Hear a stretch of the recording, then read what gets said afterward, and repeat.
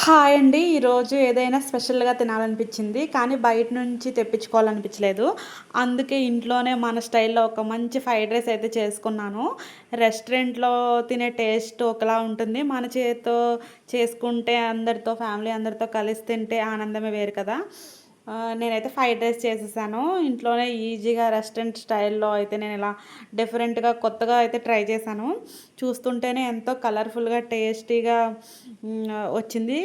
చూడండి ఒకసారి తిన్నాక ఇంకా ఇంకా తినాలనిపించేలా ఉంది ఫ్రైడ్ రైస్ అయితే. ఇలాంటి రెసిపీస్ మనం ఇంట్లో చేసుకుంటే చాలా బావుంటుంది కదా! మీరు కూడా తప్పకుండా ఇలాంటి రెసిపీస్ అయితే ట్రై చేయండి. ఎ ఇలా నేను కొత్తగా అయితే చేశాను. ఇలా గోధుమ పిండితో అయితే ఫ్రైడ్ రైస్ చేశాను. ఇది ఇప్పుడు ట్రెండ్ అవుతుంది కదా! అందరూ చేస్తున్నారు. కర్రీస్ కూడా చేస్తున్నారు.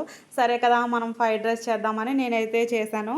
ఒక్కసారి టేస్ట్ అయితే తిన్నాక ఇంకా తినాలనిపిస్తుంది. చాలా వచ్చింది. సింపుల్‌గా టేస్ట్ మాత్రం అదిరిపోయింది. మీరు కూడా ట్రై చేసి ఎలా ఉందో నాకు కామెంట్‌లో అయితే చెప్పండి. ఇలాంటి మరిన్ని రెసిపీస్ కోసం మా ఛానల్‌ని అయితే సబ్స్క్రైబ్ చేసుకోవడం మర్చిపోవద్దు.